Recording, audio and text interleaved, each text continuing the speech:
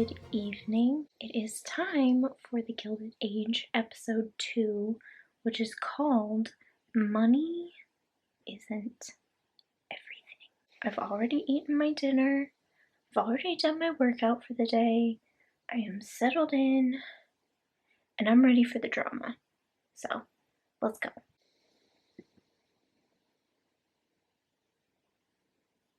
Can't really turn the volume up, sorry. Ooh, I think it's a new intro.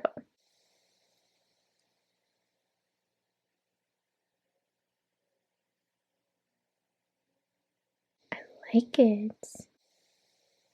I forgot to mention this last week. This is made by the creators of Downton Abbey, which I have never seen. I've started it like 3 times, and I haven't stopped watching it because I didn't like it. I did. I just, for some reason, wasn't in the mood. So I had to walk away from it, but maybe this show will push me to finally watch Downton Abbey. I mean, that new movie's coming out soon, so I should watch that and finish it. This is actually, if I'm remembering correctly, a much longer intro than last week. Oh! This actually leads into the marble thing. That's cool. There it is. Ooh, the marble thing's actually bigger. Love that. Wait.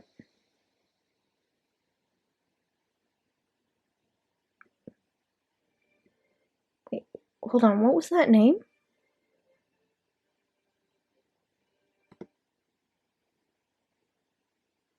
Julian Fellows. I think I just am thinking of an author with that same last name, but let me check. Listen, kids, never stop learning. Stay in school. So, Julian Fellows obviously wrote The Gilded Age, so I assume he was part of Downton Abbey, right? The last name made me think of Jessica Fellows, who wrote the Mitford Murders, which is a series of books on my TBR. I really want to get to them. And if I'm not mistaken, they are, in the early 1900s. The first book is in 1919, so it's around this same kind of time period. Like, I think that's when Downton Abbey would be, right? Well, that's her. And this is her uncle, Julian Fellows, who, yes, did write Gosford Park and Downton Abbey and now The Gilded Age. So, the more you know. I can't believe I caught that. Oh, and let's confirm. When does this take place? Downton Abbey. Yeah. Same time period as the Mitford Murders. So, the Fellows family really loves this time period. Okay. I can't believe I caught that. I'm so proud of myself. Back to the show. Oh my goodness. Can I just tell you, HBO Max glitches way too much. Like, if I pause a show and come back to it, 10 times out of 10, I have to refresh the page. Because it literally will not work. Oh, good. That's great. Okay. Here we go. Wonder what cameos we're gonna see tonight. Who's gonna show up from Broadway? Get the money. I'll be back to collect it tomorrow. Alright guys, already I gotta dock a star. Look. Only 53 minutes. Unbelievable. Unacceptable. I mean, usually pilots are longer, I guess, but I'm upset. That dress is gorgeous. Wait, someone from home is coming to the city. I got a letter this morning. A friend from Pennsylvania? Not exactly. The lawyer who managed to affairs when he died. Is it about business? Shut up! The lawyer! She got a letter that the lawyer's visiting. I'm sure it's just business. Shut up. We are 4.5 minutes in, and that includes the intro, which was like 50 minutes long. I'm so excited. Calm down. Calm down. You're gonna see. You're gonna see. The lawyer's the one. I don't even care. Listen to me. Be on team lawyer, okay? It's gonna pay off. He's the one. So, Bannister, the Van Ryn's butler, is sassy and hilarious. I think it's like the, what would you call her? The, housekeeper, I guess? She's the one who wears, like, the all-black dress. She's, like, making all these, like, snide comments, just being mean, and he's just, like, savagely putting her down after every comment, just, like, putting up with none of her baloney. And I love it. He's played by Simon Jones, by the way, who apparently was on Downton Abbey as well. Okay, Bertha, I see you. Can we talk about the dress? Gorgeous. I really love the costumes so far. I don't know anything about this time period. I couldn't tell you if these are 100% accurate. I don't care. Pretty is pretty. And this dress is pretty. Nay, gorgeous. Oh my gosh, can we stop going to him? Ugh. Not his biggest fan after last week. Oh my goodness, did you hear? The Morrises might accept a dinner invitation from the Russells? Old money having dinner with new money? I hope this doesn't get back to Mrs. Astor. Whatever would she say? Ah, rich people drama. You gotta love it. Because you don't understand it. Most of us don't. I don't, like, I don't live that life. Okay. Alright, this is really annoying. I've had to restart HBO Max 4 times, and I'm only 10 minutes in.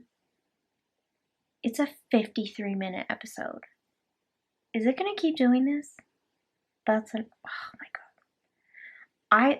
I really like HBO Max as a streaming service. I really like the content. But the issues, oh my gosh, fix it, HBO. Well. The lawyer is trying to get a job in New York City. What a coincidence.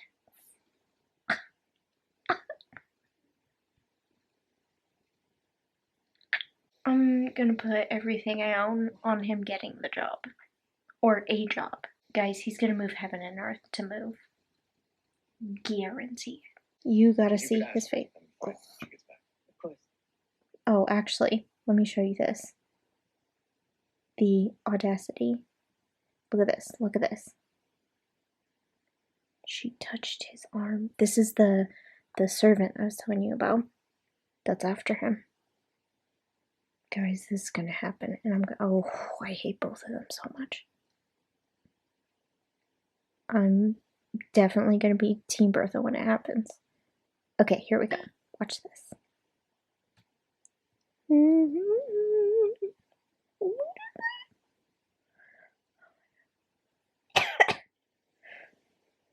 I haven't handled myself.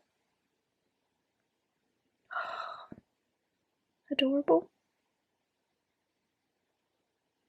Oh no! Him! That's the Russell son. Oh, they're both in the same room. What's gonna happen? I hate it. I hate it. Sir? Sir? You're not gonna win. He's gonna win. You're not gonna win. He's gonna win. I need you to leave. Nope. Leave her alone. Watch this, watch this, watch this. Simple. I want to be here. And that's enough of a reason? Of course it is. It's always a reason when you want something, you know? Oh, don't do this, HB. Oh.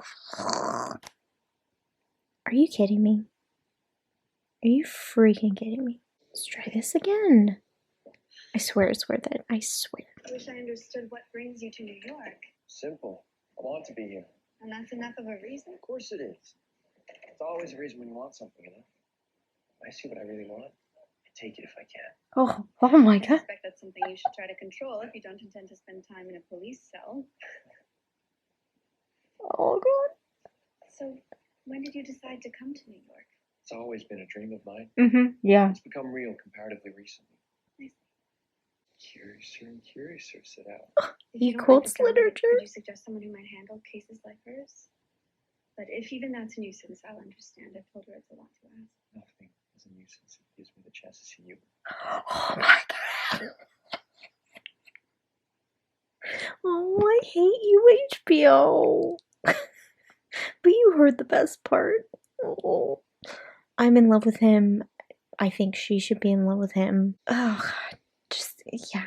Give me more of him, please.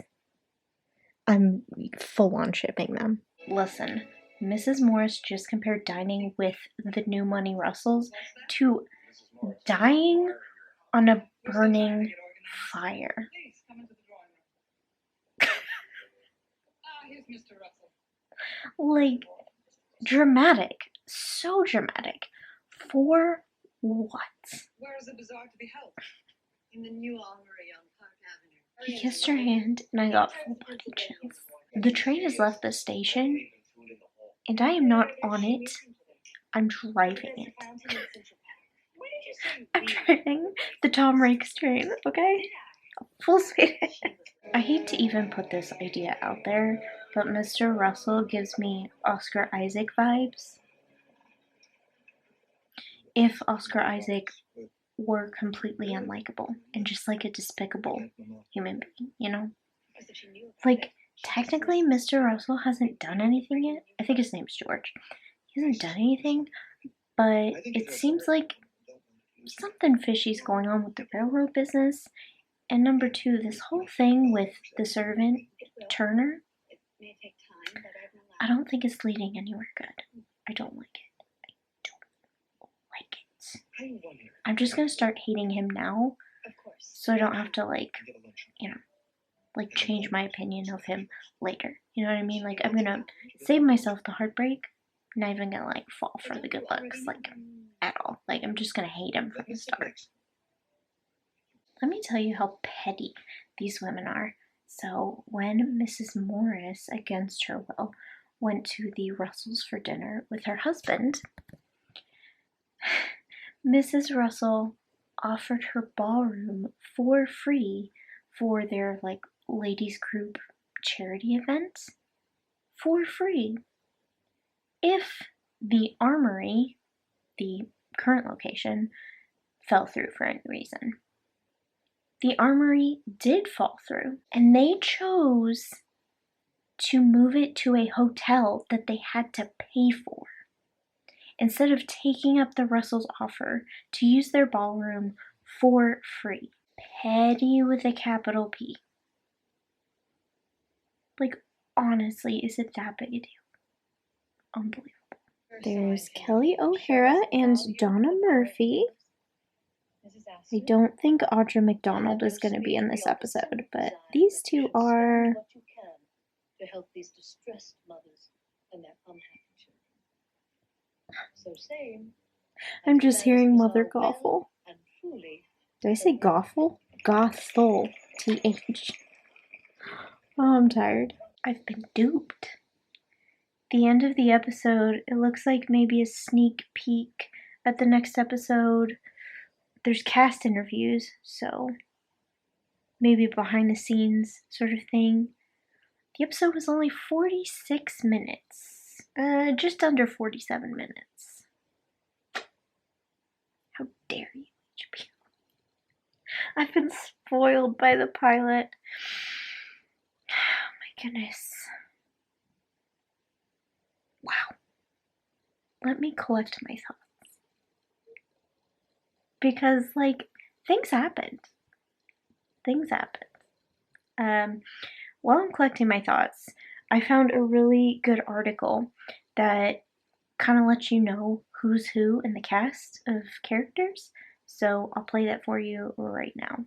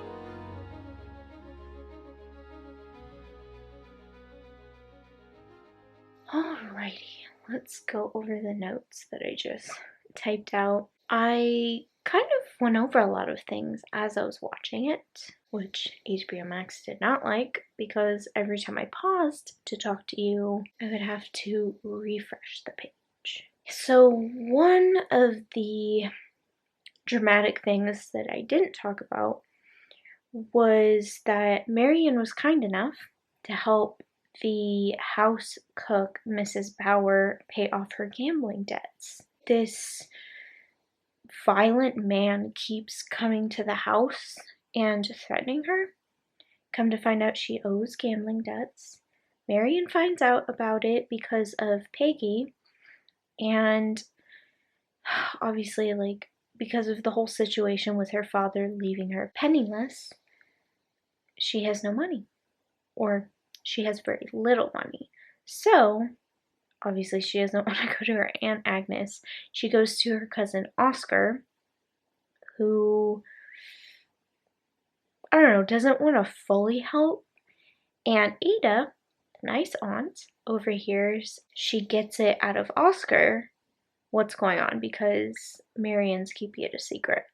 She immediately goes to Marian and tells her she'll pay the debts, no questions asked, besides obviously knowing what the debts are. Hopefully Mrs. Bauer doesn't gamble in the future. That was quite dramatic. Speaking of Marian and Peggy, I really like the friendship developing between them. I think it's really sweet, and I'm excited to see them get even closer and comfortable around each other. Maybe talk about a certain lawyer. I actually watched a review on YouTube a couple days after the first episode. For the most part, the reviewer liked the show, but she mentioned that Marian is probably the least exciting character. And I mean, I get it.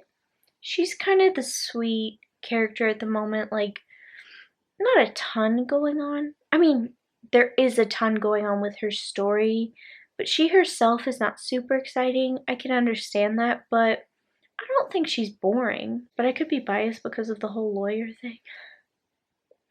Yeah, I guess, like, I'm giving her grace because she is a really new actress. Well, actually, she's a completely new actress. I think the only other thing she's done is a play. I believe she did Romeo and Juliet. This is her TV and movie, well, not movie, but like her Hollywood debut. I mean, this is like her first thing, you know? So I'm gonna give her grace. I think Louisa as an actress and Marian as a character, they'll both come into their own. Speaking of lawyer Tom, I think you already heard it. He might move to New York City because recently things developed in his life and he has reason to move there. Couldn't possibly be Marian. No news on his job interview yet, and I for one am on the edge of my seat. He better get the freaking job. Okay, I'll be very upset. He was at the Van Ryn residence and Larry showed up with Marian's cousin Oscar, and they briefly met. Listen, Larry is handsome and he's nice. I get it. But I'm Team Tom. Like, I'm sorry, Larry. You'll be better with someone else. I can't see Marian with anyone else now. I've picked my ship and I'm sticking with it. There is a woman in their circle, in their neighborhood, Mrs. Chamberlain, or Miss Chamberlain. I don't think she's married. She's shunned by most of the women, including Aunt Agnes. Agnes tells Marian that they're not to keep company with her. Basically, she has, like, some kind of dark past, like skeletons in her closet, basically. I've got to think, like, that she didn't murder anyone, right? Maybe she had an affair with a married man. Maybe, I don't know, she had a baby out of wedlock? Something like that. I can't really think what it is, but I'm curious to know who this woman is and why she's such a pariah in their neighborhood. The Russells. I talked about the whole ballroom thing. They got even. They showed up to the bazaar at their new hotel location, and George Russell walked around to each vendor, buying them out, in exchange asking them to shut down their stands. Once he was done, all the stuff was sold and the bazaar had to close. There was nothing left, and it was supposed to be a 3-day event, and he bought out the entire thing in a matter of minutes. All the people, all that old money, they had no choice but to leave. And Mrs. Astor, who's she is the queen bee, when she got home, she admitted to her daughter that the Russells are a force to be reckoned with, and she's not willing to accept their company just yet, but she understands that they're going to be making more noise in the future, and she has her eye on them. So that's an interesting development. I also learned something about George. So he is what is known as a robber baron. Their new money, which I guess can mean different things. I was thinking of it as someone who wasn't born into money, which is what they are. But as a robber baron, he became rich through illegal means, illegal activities. I'm not sure how much of that people know, but that would definitely contribute to his negative reputation. He did convince Mr. Morris to join him in a business venture. I'm assuming it's some kind of investment in a railroad, possibly. I'm not really sure. George is obviously dishonest. He's sneaky, and I don't know what he's doing. He's willing to do illegal things to get the money from people, but I don't know, once he has it, is that legitimate business, or is he gutsy enough to actually scam these old money families while living in their neighborhood? I'm curious about that. Another thing about George, I already showed you, but Turner had a short conversation with him, and she literally had the guts to touch his arm while looking him in the eye. So he's not making advances toward her, but there's these glances, and I can tell. I'll be shocked, absolutely shocked if he doesn't give in. You know what I mean? Ugh. Don't like it. Okay, I think that is pretty much everything to go over. Final thoughts. I really loved the first episode. I have to say, I think the show came into its own even more in the second episode. The characters were even more settled in, the story, the way it flowed. We're learning even more, and there's questions that are intriguing me. Like I said, the cast and the characters even more settled in. I especially noticed and enjoyed the Brook and Van Ryn family, their comfortability, and the banter among them, especially Oscar, Ada, and Marian. They're always chatting, and there's some laughter, and they know how Agnes is, and they take it, just sort of brush it off. Listen, I love Christine Baranski. Agnes is one tough cookie. She is stubborn with a capital S, but I don't think she's gonna be a completely horrible character. Eventually, I foresee those icy walls coming down. Not for 1 minute do I believe she's meant to be a villain in this show. I don't know. I think underneath all that, there's a heart in there. I think I've covered everything. I hope I haven't forgotten anything. No Nathan Lane yet. I'm waiting. As I said, Kelly O'Hara, Donna Murphy, they were both in it. Fantastic. No Audra McDonald, but that's okay. She'll be back. I'll be waiting patiently. I am so excited for episode 3. I am loving this show. And I hope you're enjoying following along with me and discussing. Leave your opinions on episode 2 down in the comments. I would love to discuss it with you. If you enjoyed this video, please give it a thumbs up. Don't forget to hit that red button down below to subscribe and to become a member of my YouTube family. Also click the bell to turn on your notifications. I will see you next week. Bye!